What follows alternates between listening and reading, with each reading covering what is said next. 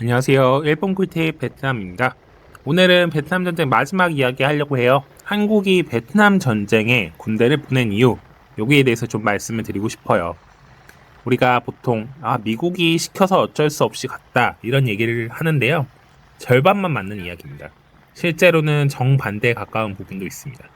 우리가 끌려갔다기보다는 먼저 손을 들고 우리가 가겠습니다 라고 말을 한 거죠. 이 한 문장만 제대로 이해해도 베트남 전쟁이 완전히 다르게 보이실 겁니다. 출발하시죠.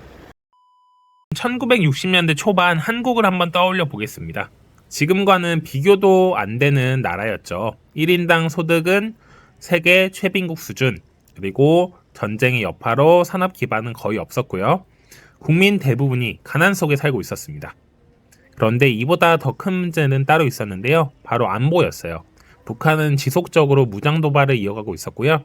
한국은 사실상 미국 없이는 자립이 어려운 상황이었습니다. 이 상황에서 미국은 방향을 바꿨어요. 베트남 전쟁이 격화되면서 병력이 부족해졌고요. 한국에 주둔하던 미국 일부를 베트남으로 보내려는 계획을 세웠습니다. 한국 입장에서는 국가 위기 수준의 문제였어요. 미군이 빠지는 순간 북한의 군사적 압박을 그대로 온전히 감당해야 하는 상황이었습니다. 한국 정부는 미군의 예상과는 정반대 선택을 했어요. 미군 철수를 막는 대신에 제안을 합니다. 미군을 빼지 말고 대신에 우리가 베트남전에 가겠습니다. 실제 외교 문서를 보면요.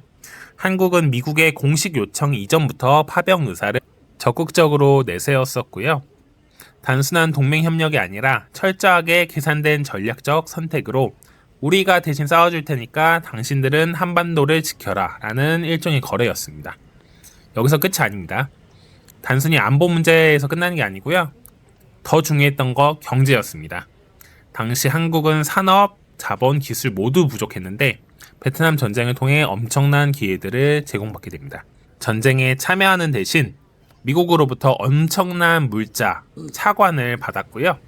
이걸 한국 기업들이 수출하는 그런 계기도 만들 수 있게 되었습니다.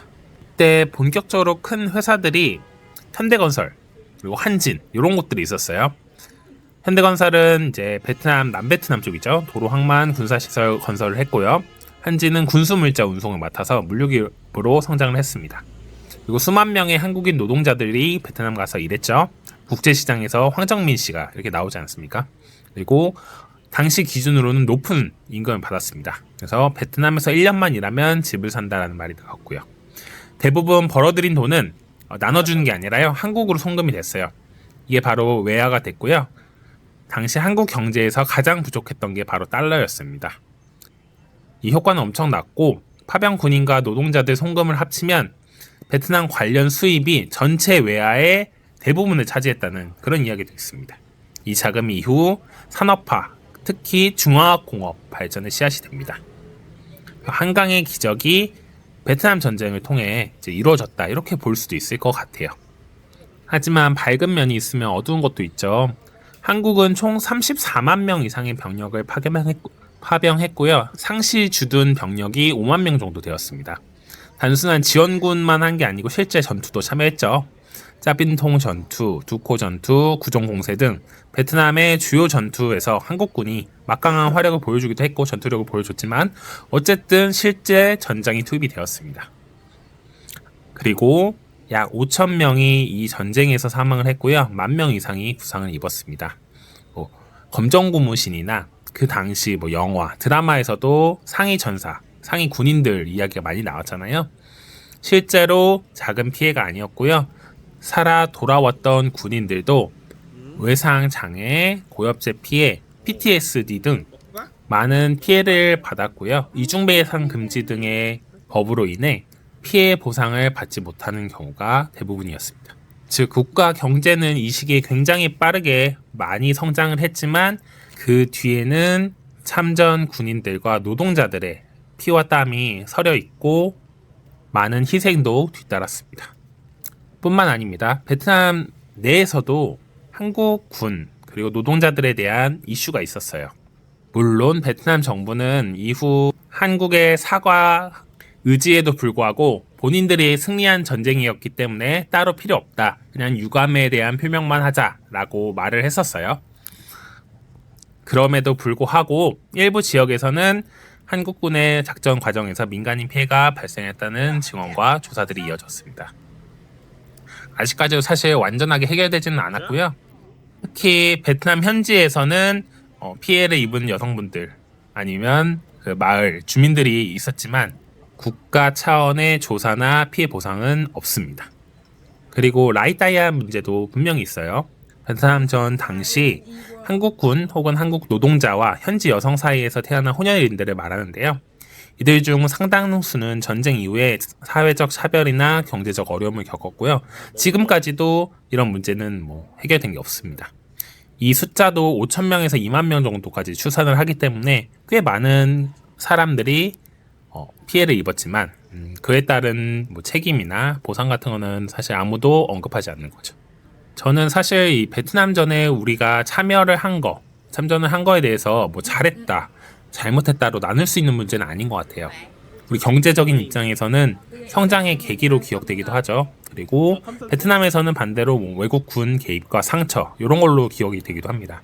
그리고 참여했던 노동자나 군인들도 어떤 분들은 좋게 생각을 할 수도 있겠지만 다른 분들은 일방적인 피해나 고통 감내 등이 있었다는 거 분명히 알 수 있는 사실이에요. 하지만 현재는 이제 다 지난 일이고 사실 우리가 베트남과 협력을 하고 있고 투자도 하고 관계를 넓혀가는 이 시점에서 역사를 좀 똑바로 바라보는 건 필요한 것 같아요. 저는 항상 이 역사를 보고 우리가 미래에 어떻게 대비하냐, 과거의 경험을 바탕으로 앞으로는 잘하면 되지 않나 이런 생각을 많이 합니다. 특히 베트남은 우리와 5대 교역국이기도 하고요. 앞으로의 협력이나 관계도 더욱더 깊어질 것이라고 생각을 하기 때문에 더 유념해서 한배 관계를 바라보는 시선이 필요하지 않을까라고 생각을 합니다. 이렇게 베트남 전쟁 나름 4부작으로 준비해서 말씀을 드렸는데요. 저는 베트남에 사는 한국인으로서 안타까움 같은 게 항상 있어요. 실제로 우리가 역사적으로도 이런 관계가 있었고 지금도 여러 가지 문제나 아니면 관계로 얽혀있는 상태인데 너무 하나로만 바라보는 경향이 있는 것 같아요. 예를 들면 베트남은 공산당이니까 중국이랑 비슷할 거다. 그러니까 믿으면 안 된다. 뒤통수 칠 거야. 이렇게 얘기하시는 분들도 있죠. 반면에 베트남 기회의 땅이다. 우리 무조건 가서 뭔가를 해야 된다. 이렇게 생각하시는 분도 있습니다. 또 연애나 결혼에서는 베트남 여성들 우리가 돈 주고 사오는 거다. 이렇게 얘기하시는 분도 있고 혹은 유흥이나 즐기고 오지 쉽게 이야기하시는 분들도 있습니다. 하지만 저는 조금 더 복합적으로 여러 각도에서 한국 베트남 관계를 좀 바라보고 우리가 좀 객관적으로 접근하려는 그런 노력이 필요하지 않을까라는 생각을 합니다. 오늘도 시청 감사드리고요. 더 좋은 영상으로 찾아뵙는 1분 꿀팁 베트남 되겠습니다. 감사합니다.